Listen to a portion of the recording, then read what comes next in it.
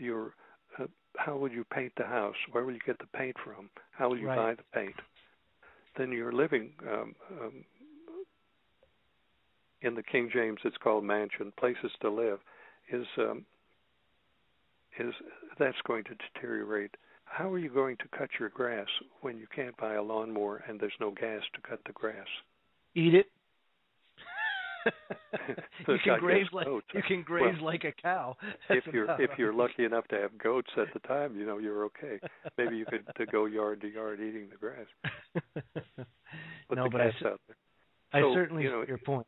It's a chain reaction. I could keep on going and going and going. How are you going to heat your house in the wintertime? How many people are going to die because there's no fuel to run your furnace, no fuel to run the chainsaw to cut the wood to burn in your fireplace? More people are going to die. So if you say it's not important, we can buy things with it. What happens when this chain reaction starts and the money is worthless? Right. No, I agree with you. I agree with you. Believe me, you and I are right on the same page there. The thing is again, you're talking to people for the most part that have no concept of that side, of that catastrophic side. And as long as they can go to the store and as long as they can exchange this paper for goods or services, what the hell do they care? They don't care. Life is good, man. Love, peace, and harmony abound. Woo! You know what I mean? And that's how they feel. Yes. They're in the matrix. The life experience is all. Without your life experience, you're going to be in trouble in this world. You have to know where to step and where not to step, and that's all based on your life experience. Yeah, no, that's right. It most certainly is life experience, and it's tough. It's tough because people are so dead set in their ways sometimes, and they just don't want to hear it. They don't want to hear it. You think about it. Is life getting any easier for people? No, it's not getting any easier. It's getting so bad right now that even Glenn Beck and John King, can you please put that up in the chat room for people, the link to that Glenn Beck in a piece of his radio show.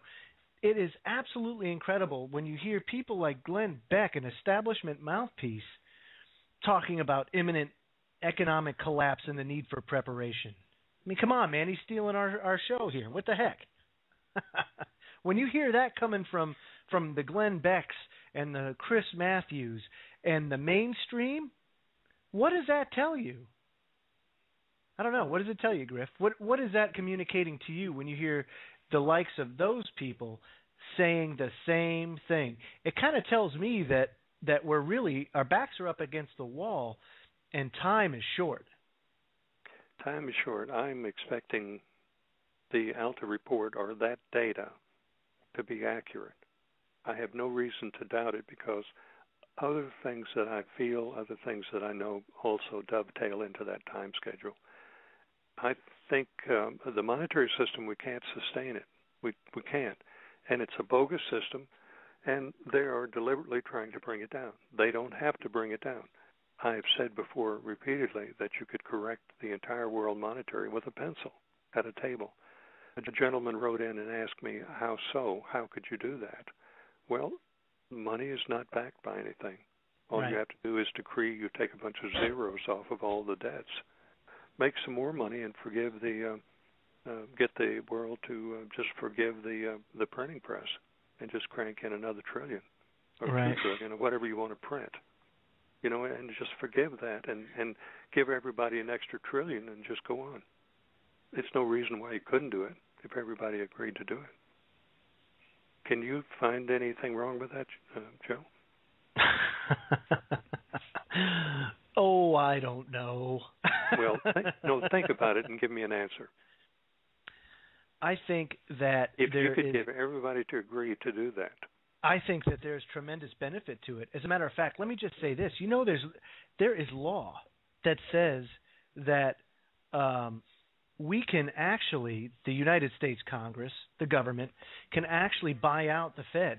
And I think it's to the sum of like some $850 million. But buy them out, and that's it. They're done, gone. They're out of the loop. Hey, you're less holding the bag, buddy. And that's just one way. You'll never get them to enact it. I know that Ron and Rand Paul are talking about introducing legislation as soon as they come back. But you know what, Griff? It's too late for that. It really is. It's too late for that. People, and look at let's just say, for example, they do that, okay? And chances are they will. But it's all pomp and circumstance. That's all it is. It's noise. They're making noise. And that's great that it may wake up a few more people, but look at the insurmountable debt that's already there.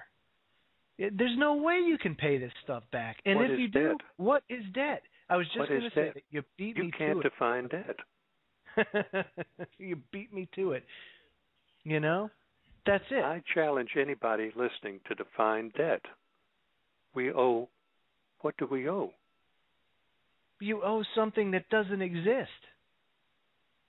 I know the listeners don't understand what we're talking about, Joe, but it is the bottom line. It is so fundamental to what's happening to us, and millions of people are going to die because of the repercussions of what we're talking about. That's and right. We're not wrong. Instead of buying out the Fed, I would put the bastards in jail, because they are murderers. They are murdering people by their decrees and by their manipulations and their no audit policy. They've never been audited, and they're stealing. They're making money out of nothing and calling it money. They're making Federal Reserve notes, and it's falling through cracks by the trillions. No, I totally agree. Now, Griff, when we come back, we'll talk more about the debt, but when we come back, we're also going to bring on Ron Stevens. We're going to talk about a little shenanigans going on up in Canada when the Intel Hub News Network comes back. Stay tuned.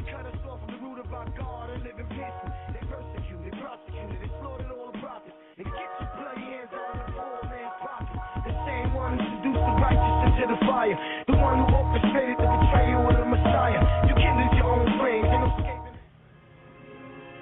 Secure your future.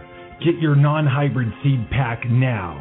With the looming economic crisis, food shortages, and other toxic disasters, now is the time to be ready. Just click on the Heirloom Organics banner at the top of our Blog Talk Radio page today. Secure your future and the future of your family in hard times. Heirloom Organic Seeds.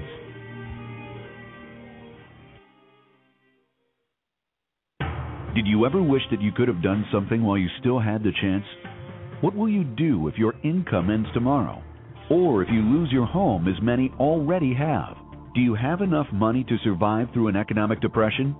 If you don't want to gamble with your future, then Freetoprosper.com can help you quickly end your debt problems, protect your property and possessions, and develop a personal strategy to get you through the hard times.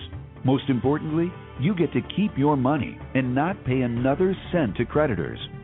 Our program is often superior to bankruptcy, consolidation, or settlement. Visit Freetoprosper.com to find out more. This is your real chance to act ahead, so don't delay. Your future may depend on it. Call 718-615-0123 to learn more. That's 718-615-0123. Or visit Freetoprosper.com today.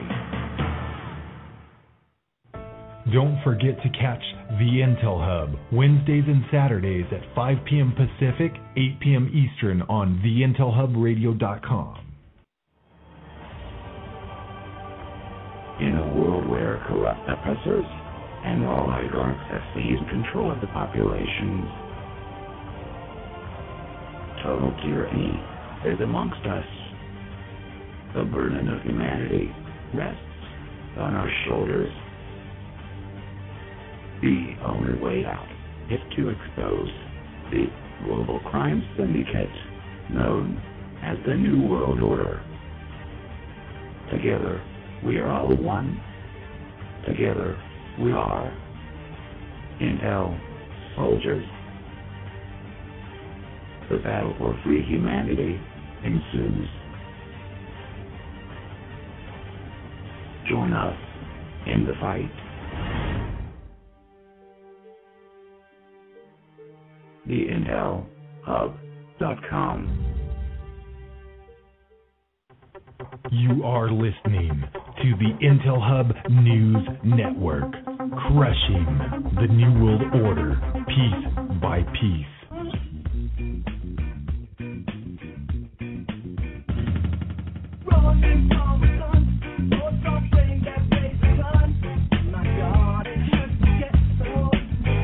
Wow, Alex and Chef, man, this is good lead music, and I need a little something that's upbeat with all this news. So good job for sure. Anyway, guys, as we come back here, I want to John King. We got one of our good pals, Ron, on the line. Correct? Yes, we do. He's here to talk about a guy that is in Ontario, Canada. His first name is George. He's being held in jail for a traffic ticket because he won't back down. He's an organic farmer who's had Canadian officials come to his farm and try to tell him how to farm. They were going to regulate him, and he told them to get bent. And he's been standing strong in the face of opposition, and they seized the opportunity to suppress him, and they got him in jail right now up in Canada on a traffic violation of all things, a minor traffic violation at that. And Ron Stevens was talking to me about it earlier today, and I told him, well, heck, call into the show and we'll discuss it. Hi, Ron. How you doing? John, how you keeping? Pretty well, thank you. How about you? I'm doing all right. And Joe and Griff? Uncle Ron, always good to hear you. Uncle Ron. Anyways, just real quick, what you guys were discussing before there. It is really pathetic that the people in my country, the people in your country, and still an awful lot of people in Europe, which is far worse or far farther down the road than we are here, continue to wander around with their head in the sky. As long as they get a few worthless pieces of paper in their pocket, they figure the world's okay. Those folks are in for a wicked, bad surprise down the road not too far. And that's unfortunate we can't wake them up, but I'm 56 now, and I've been lied to since I was born. The folks before me were lied to, and it's the old story, black is white and white is black. You tell someone a lie long enough, they'll eventually believe it, i.e. global warming. So, yeah, I mean, you guys are doing a fantastic job. I mean, just keep doing what you're doing. I appreciate it. Well, you're doing a fine job. I mean, your site looks beauty here. I mean, your front end looks really good.